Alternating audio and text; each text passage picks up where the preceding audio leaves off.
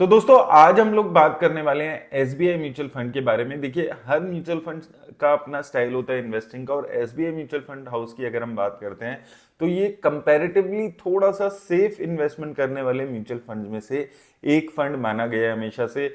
बहुत ज्यादा रिस्क ना लेकर स्टेबल कंपनीज में, गुड फंडामेंटली स्ट्रॉन्ग कंपनीज में पैसा लगाते हैं, चाहे रिटर्न 1-2% कम मिले, लेकिन पैसा जनरली ये फंड एसोसिएट हुआ होता है कि रिस्क लेस रिस्कियर कंपनीज में लगाने के लिए। तो अगर आप उस टाइप के इन्वेस्टर हैं जो शायद 1-2% कम रिटर्न से भी सेटिस्फाइड रहेंगे, लेकिन स्टेबल रिटर्न्स चाहिए और कम रिस्की वॉलेटाइल रिटर्न्स चाहिए, तो शायद ये म्यूचुअल फंड हाउस के फंड्स आपके लिए अच्छे हो सकते हैं। तो देख लेते हैं कि कौन से वो म्यूचुअल फंड्स हैं जो इस म्यूचुअल फंड हाउस के अच्छा परफॉर्म कर रहे हैं।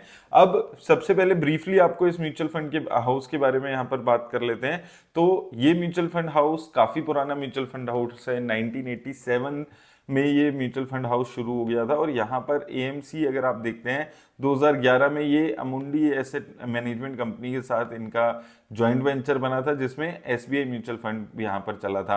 और अभी 11 लाख करोड़ से ज्यादा का एसेट अंडर मैनेजमेंट है। सबसे ज्यादा एसेट अंडर मैनेजमेंट वाला म्यूचुअल फंड है। लगभग 81 कंपनीज म्यूचुअल फंड स्कीम्स चल रही हैं, 44 इक्विटी, 22 डेट, 11 हाइब्रिड और 4 अदर कैटेगरीज में जो ये म्यूचुअल फंड चल रही हैं। जिसमें सबसे ज्यादा अगर हम लार्जेस्ट स्कीम्स देखें तो उसमें एसबीआई निफ्टी का ईटीएफ और एसबीआई इक्विटी हाइब्रिड फंड जैसे कुछ फंड्स यहाँ पर शामिल है। अब बात करते हैं कुछ फंड्स की जो अच्छा परफॉर्म कर रहे हैं इसके म्यूचुअल फंड हाउस में। सबसे पहले उसमें नाम आते हैं एसबीआई का पीएसयू डायरेक्ट फंड।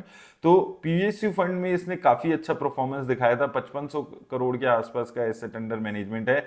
जनरली सारा जो ये पैसा है ये सरकारी कंपनीज में लगाता है। आप अगर यहाँ पर देखेंगे लार्ज कैप कंपनीज है मेजरली, लेकिन मेजरली सारी पीएसयू कंपनीज आपको देखने को मिलेंगी, जिसमें से कुछ कंपनीज जैसे SBI, Bharat electronic, NTPC, Power Grid, GAIL, BPCL जैसी कंपनीज आपको देखने को मिलेगी।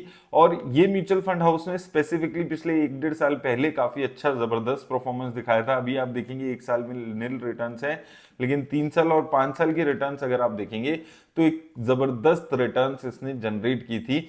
वो स्पेसिफिकली क्योंकि पीएसयू फंड्स काफी चले थे, पीएसयू कंपनीज काफी चली थी, इसलिए परफॉर्मेंस काफी शानदार इस म्यूचुअल फंड हाउस का यहाँ पर आया था। और अभी भी देखेंगे तो 10 साल में 14% के आसपास की रिटर्न्स ये म्यूचुअल फंड ने जनरेट की है। इसके बाद जो सेकंड म्यूचुअल फंड है जो इनका काफी पॉपुलर और अच्छा म्यूचुअल फंड रहा है 30,000 करोड़ के एसेट अंडर मैनेजमेंट के साथ, वो है एसबीआई का ईएलएसएस टैक्स सेवर फंड। तो यहाँ पर अगर आप देखेंगे, अगर हम बात करें यहाँ पर भी मिक्स है, large cap, mid cap, small cap, सभी टाइप की कंपनीज में पैसा यहाँ पर ये लगा रहा है। HDFC bank, Reliance, Tata steel जैसी कंपनीज देखेंगे तो यहाँ पर भी आप देखेंगे जो हम बात कर रहे हैं कि सेफर कंपनीज होती हैं, बहुत ज्यादा रिस्क नहीं लेते हैं, वो कुछ फीचर्स हैं जो कंसिस्टेंटली इस म्यूचुअल फंड हाउस के साथ बने हुए हैं। HDFC bank, Reliance, Tata steel जैसी कंपनी, सिप्ला, आईटीसी, इस टाइप की कंपनीज आपको इसमें देखने को मिल जाएंगी। तो लार्ज कैप कंपनीज जो मेजरली निफ्टी 50 इंडेक्स की सेफर कंपनीज मानी जाती हैं, उस टाइप की कंपनीज 1 साल में अगेन यहाँ पर अभी रिटर्न्स नहीं है फिलहाल, लेकिन 5 साल में देखेंगे तो 25-26% की रिटर्न है, जो कि काफी अच्छी रिटर्न्स मानी जा सकती है। और 10 साल में अगर आप यहाँ पर देखते हैं तो 10 साल में भी लगभग 15% के आसपास की रिटर्न्स है।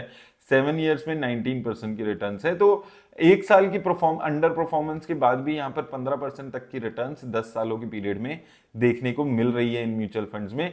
तो ये कुछ दो फंड्स हैं जो अच्छा परफॉर्म कर रहे हैं। हाइब्रिड कैटेगरी पे काफी सवाल आता है, तो हाइब्रिड कैटेगरी में एसबीआई का retirement benefit fund aggressive hybrid plan ये काफी अच्छा परफॉर्म कर रहा है। तो ये बेसिकली 1600 करोड़ की मार्केट कैप है, और ये सभी टाइप की companies large cap, mid cap, small cap में पैसा लगाता है। अगेन आप देखेंगे तो लार्ज कैप में एचडीएफसी बैंक, आईसीसी बैंक, इसके अलावा आप रिलायंस इंडस्ट्रीज, मारुति सुजुकी, तो जो सेफर कंपनीज है अगेन वही कंपनीज यहाँ पर इसके टॉप जो म्यूचुअल फंड्स है उसमें नजर आएगी। रिटर्न्स की बात करें तो 3 साल में 14% के आसपास की रिटर्न्स है, और ये इस पर्टिकुलर कैटेगरी में अच्छी रिटर्न्स दे रहा है ये। और यहाँ पर 3 साल में अगर हाइब्रिड कैटेगरी में आपको 14% की रिटर्न्स मिल रही है तो काफी अच्छी रिटर्न्स ये मानी जा रही हैं।